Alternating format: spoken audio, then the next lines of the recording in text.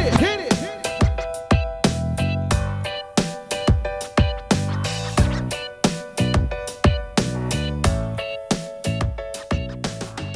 Hello and welcome to the Marley Bird YouTube channel, brought to you by Red Heart Yarns. In this video, I will show you how to use the new and improved Pomp-a-Doodle yarn. That's right, the yarn you love with the little Pomp-a-Doodles already attached to the string is back and better than ever. The Pomp-a-Doodles are now a little bit fluffier than before, and there's a little bit more string for us to work into because of the Pomp-a-Doodles. In this lesson, I will show you how to knit with this Pomp-a-Doodle yarn. So go ahead, grab your needles and yarn, join me here, and we will get started.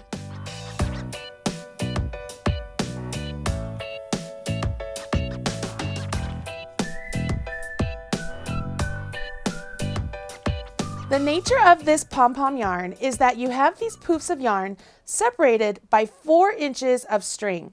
Then you have another puff, and then you have 4 inches. As you're working this yarn, you will only ever work into the string between the puffs. You will never actually work into those puffs. To begin knitting with this yarn, we will start with a slip knot.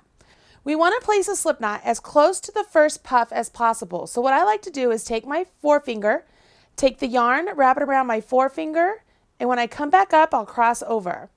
Now what I'll do is I'm going to take this yarn that's now in back, and I'm just going to tuck it through the loop that was in front and then pull that up. So I get a slip knot, and my slip knot is really nice and close to that puff, okay?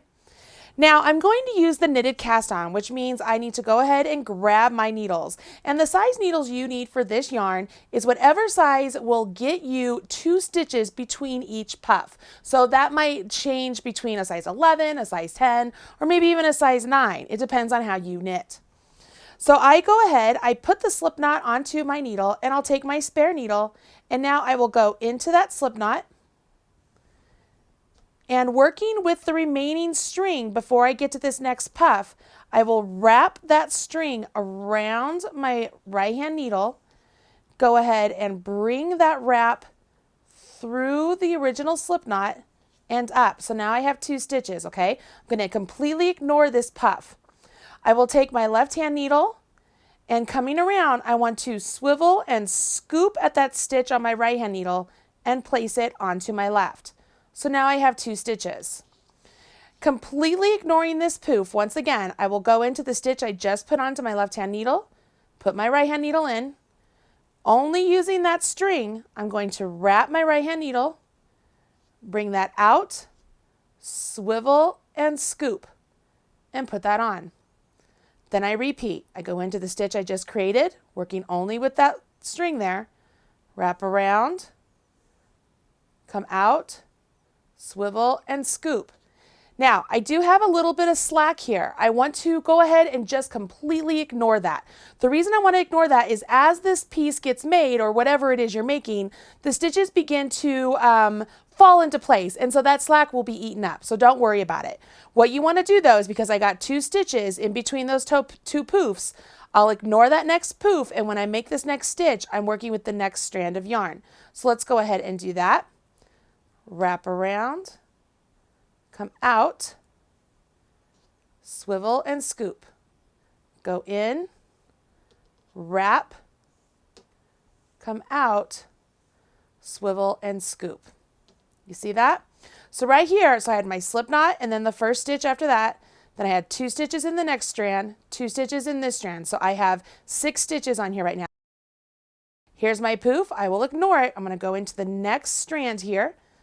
So I'll go into the stitch, come out, swivel and scoop. In, around, out, swivel and scoop. So I have 8 stitches on there. Now, to work back into these stitches, it's the same as you would do any other knitting, with the exception of you're going to have these poof balls, right, on the yarn that we don't want to use. We're just going to knit into each stitch only using our strand of yarn that is between the poofs. So let's do that now. Now that as I knit through these stitches, I will no longer be placing them onto my left-hand needle. So when I yarn over and pull up and out, I will just let that stitch jump off, just like you normally do when you knit. The difference here is that we have this poof here that we absolutely want to ignore. As I go to the next, I'll ignore that poof, come to the next loop, or the next strand, right? And knit along. You can see here, I'm just basically knitting. And what's going to happen here are my poofs are going to be on the opposite side that I'm looking at. So as I'm knitting on this side, my poofs are really showing up on the opposite side. Okay? So as I go around here, I just carry on and all my poofs will show up on that side if I'm just knitting. If I wanted to introduce some purl stitches here, I could absolutely do that as well. When you get to the end of your project, you will simply bind off your stitches, making sure you get 2 stitches between each poof, just like you've been doing all along. Fasten down your work and it is complete.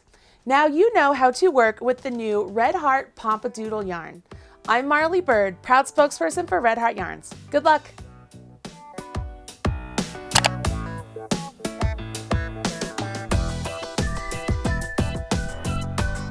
Everything you need to know about knitting or crochet can be found right here on the Marley Bird YouTube channel. Learn with Marley Bird.